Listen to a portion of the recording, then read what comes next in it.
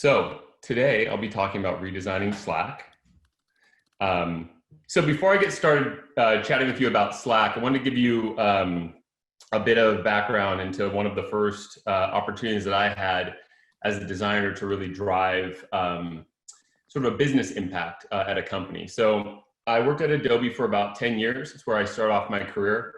And one of the last things that I worked on there as a design manager was moving the Creative Suite into the Creative Cloud. So the Creative Suite, if you recall, this was back in basically like the 2010, about that time frame. It was a set of shrink wrap products. Adobe released even box software back then. And it would include Photoshop and Dreamweaver and Fireworks and Illustrator and these in Flash, and these products were bundled together. Typically once every year, sometimes once every 2 years. People would pay thousands of dollars for the Creative Suite and to upgrade. And typically the reason why they upgraded was really to get Photoshop.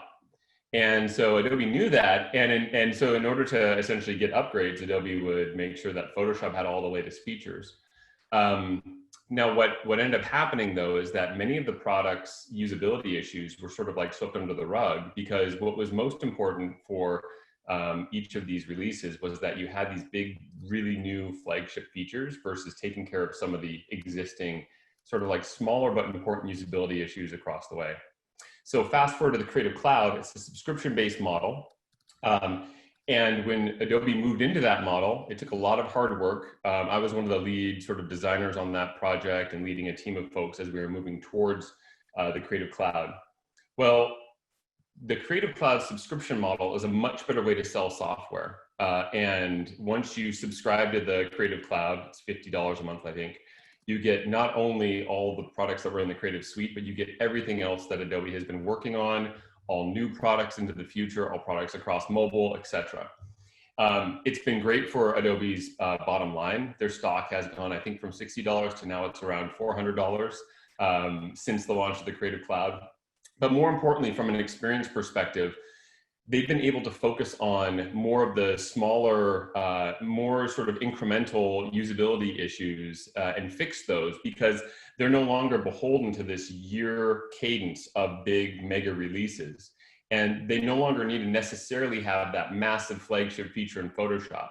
Instead, they can innovate in different areas on different products and oftentimes focus on things that are just fundamentally broken for folks, but that might not sell another version of the product. So it was really interesting to see how the move from Creative Suite to Creative Cloud unlocked business value, but it also created an opportunity for Adobe to provide a much better user experience for their customers.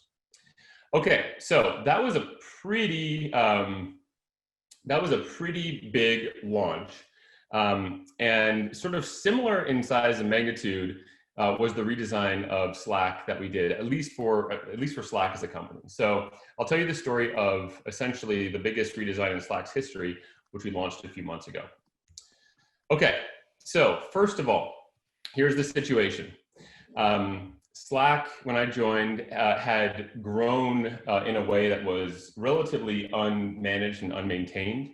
And so as a result, at the top level of the experience, you had, no less than, there's actually 16 different sort of icons here, and each of the pieces of the UI went to completely different sort of menu systems and behaved in very different ways. So for example, you see these 16 different items here. If you have 16 items at the top of your interface, it's really hard for people to understand what's really the most important thing.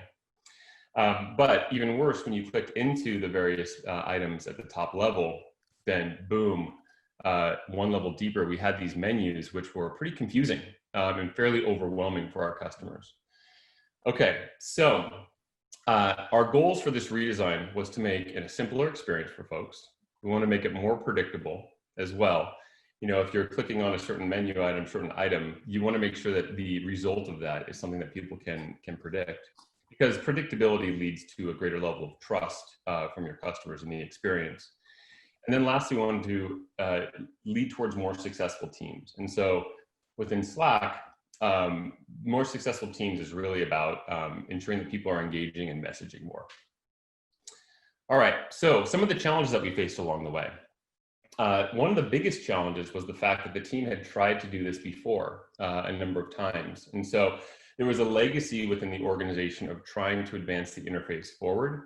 And it wasn't successful historically. I mean, this is a design that was worked on around a year and a half, almost 2 years ago. You even have, some ideas for windowing, so really moving the experience away from just a single panel into a new window. And the feedback that was provided on these original designs was that it went too far in some areas. So for example, pursuing something like windowing at this point in time was a bit too ambitious for Slack as a product. And the utility from windowing wasn't as obvious. But then we weren't pushing far enough in other areas. So some of the baseline issues with Slack's complexity weren't as addressed with those initial redesigns.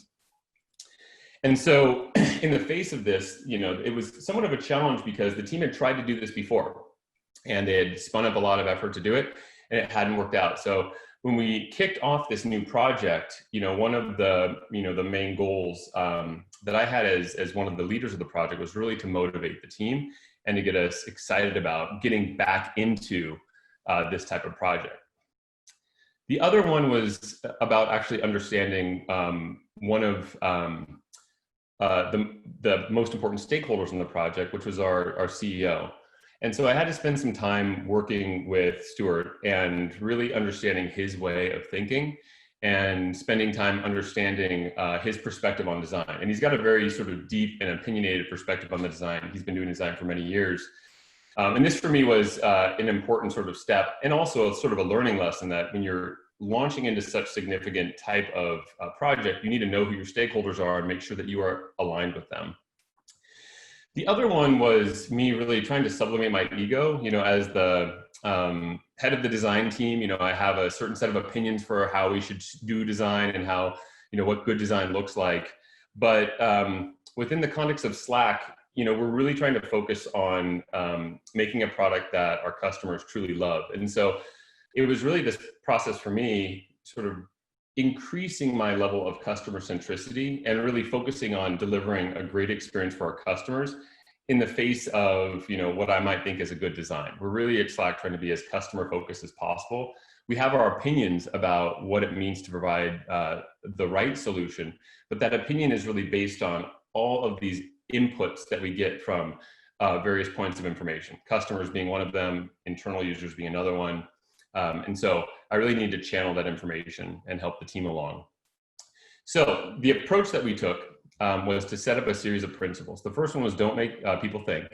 And, really that principle is about not necessarily making an experience that is simplistic, but creating a level of simplicity within the context of the experience. So Slack is relatively complex. It's got a lot of features and functionality. What's important though, when you don't make people think, is that every step of the way, they know what to do. So when you break complexity up into separate chunks, each of those chunks need to necessarily be simple in and of themselves, and people can essentially get through otherwise complex workflows. The other one was being a good host. And this really comes down to thinking in terms of what your customers need versus what you and a product team think is best for your customers. I think this is something that happens oftentimes in design, where because we work on something, we develop a bias towards the solution that we've worked on. And we think that that solution is going to necessarily be the best solution for our customers. It's because we designed it or we worked on it. We think we know best, but ultimately our customers will not necessarily care about what we think. It's really about what the experience is for them to use it. At Slack, we call this the owner's delusion. You see this oftentimes in like restaurant websites where they have these like really flashy graphics, but ultimately all people want is the menu, and they don't want it in a PDF form. They want it in a form they can copy and paste so that they can put it in some note and then call up the restaurant and do a takeout order. And so this is just something that we really talk about a lot. What does it mean to be a great host and to be very customer centric? And the last one was prototype the path. And so prototyping the path was very much about not presupposing that we understand how people will use Slack. You know, Slack is a sort of it's a sort of a multiplayer environment. It's very complex. Different customers of different sizes and with different sort of objectives use Slack in different ways.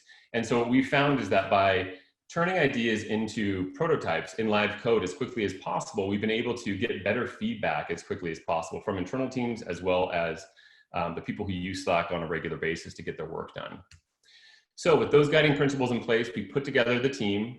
This was a team of technical program managers, researchers, engineers, designers, and product managers. And we took a big step back initially and essentially mapped out every one of Slack's functions, essentially. And it was this massive spreadsheet. And we did this pretty strange exercise where we basically reorganized everything. It was very much a basic information architectural exercise. What are logical groupings from the full set of features that we have within Slack? And each person on the team went through this process. And then we compared notes. And then we took that those observations, and then each person on the team then designed a quick and dirty version of what Slack would look like if you had to basically only use one menu, and then that menu would branch out to different menus. And so it was this categorization and grouping exercise that we went through. And ultimately what we experienced though is design being a squiggly line within this project. And so, you know, one of the things that was interesting is that as we get into some of the process of how we actually did the design with customers, we ended up very much in a position that we started off with in terms of our design orientation. And we had to explore many different paths, prototyping all along the way. And it was hard work. You know, sometimes when you're going through a design process, you know, you think you have, you know, the ideal solution, you work through it, you have conversations, it changes, you test it, it changes again. I've never worked on a design process that's been absolutely linear and that has been super straightforward. And this project was, you know, a testament that oftentimes design is a squiggly line. You know, we start from one position, we work our way through the journey, we learn and we understand and we explore all different options.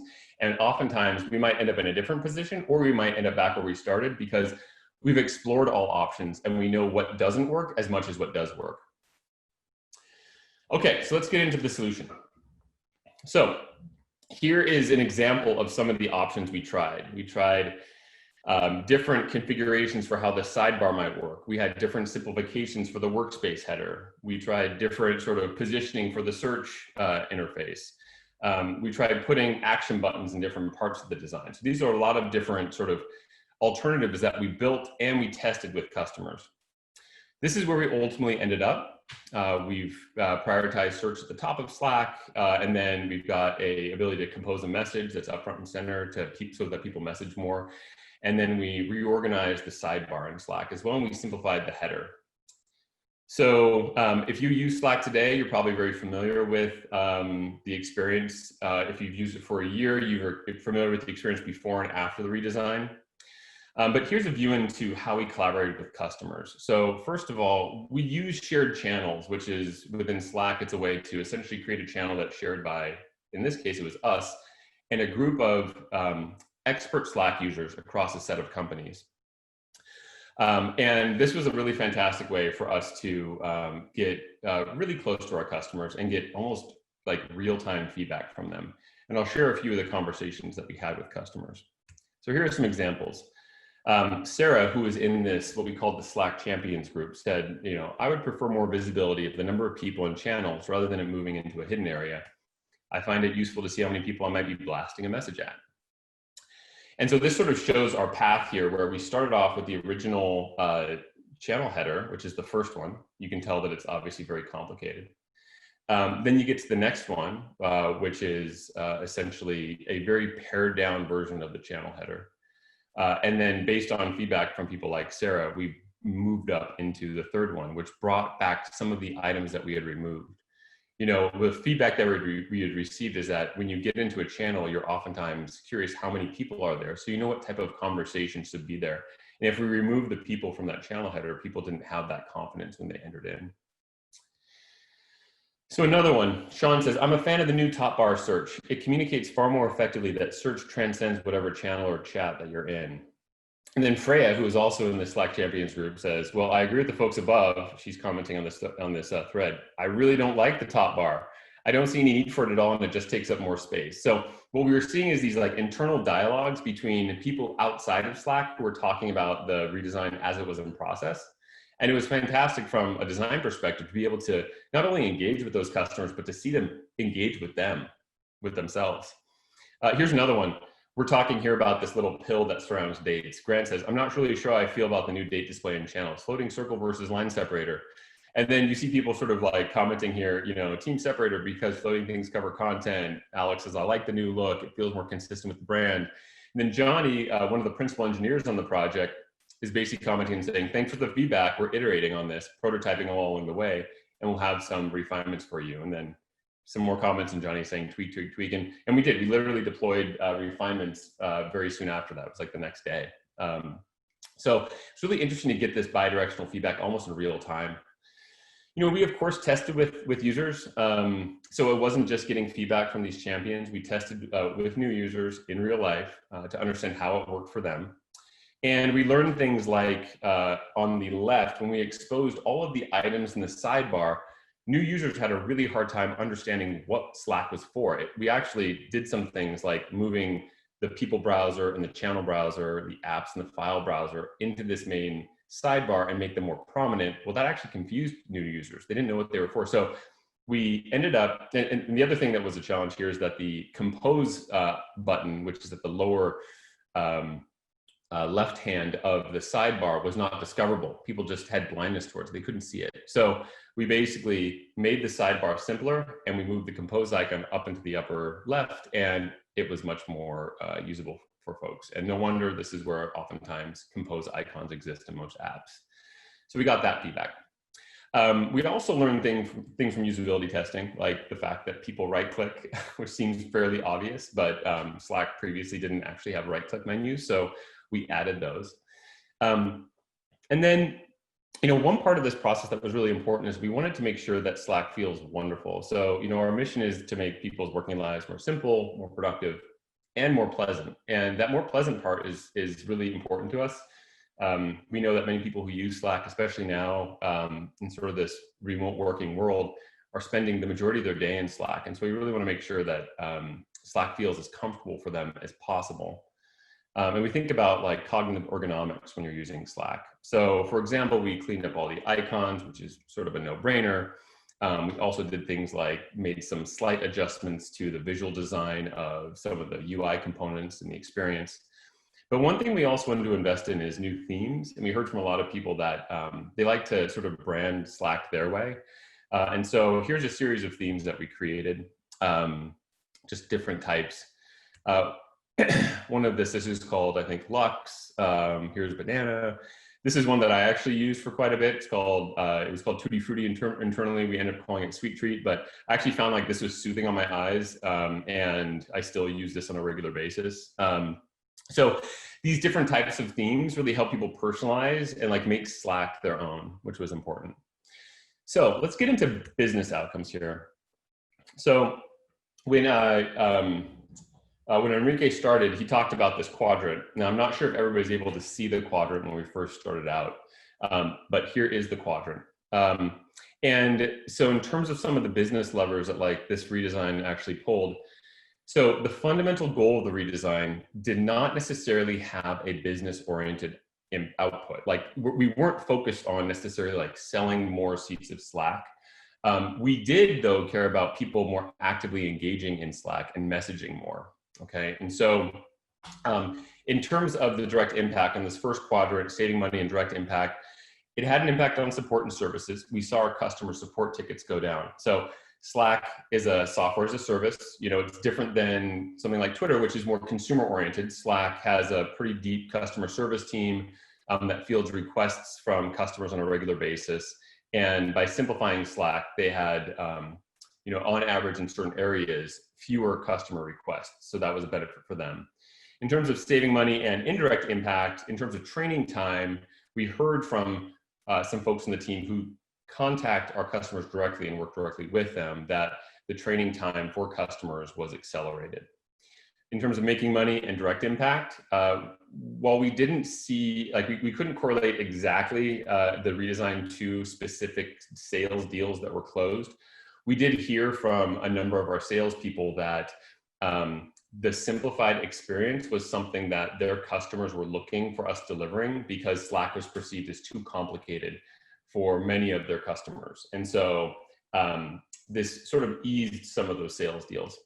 And then we delivered new value. Interestingly, we moved some of what we call our browsers, so things like our people browser or our file browser. We moved it out of this ellipses menu that nobody could find into the sidebar. And we heard, interestingly, from customers, wow, you just built this new people browser. Well, the fact is that the people browser had been there for years. People just couldn't find it. So by reorganizing the interface, we actually put features that were valuable to people that already existed in places where they could find them and demonstrate new value. And then brand perception was generally positive. You know, we've received a lot of feedback on the redesign that's been positive. Usability also had improved. That was one of the main goals. And then engagement. People started to actively write more, which was also the point. Okay, so to wrap this up, let's talk about what we learned. So first of all, prototyping the path. This was critically important in the process. It's become part of the way that we do design and do product development at Slack. When we're prototyping the path, we're essentially moving from the idea into something that we can actually play with, that we can feel, that we can interact with, that we can understand through use. And so our design and engineering teams have worked much more closely together to try to replicate that process, getting the experience out to customers into our own hands as quickly as possible, and having a debate about the thing that we're using versus about the idea, sort of an abstract. The second is that, you know, we had this deep level of customer interaction using shared channels. So, you know, I've in my career, you know, obviously worked with customers in a lot of different ways, and have led research organizations that have gained access to customers via different methods and mechanisms to understand them better.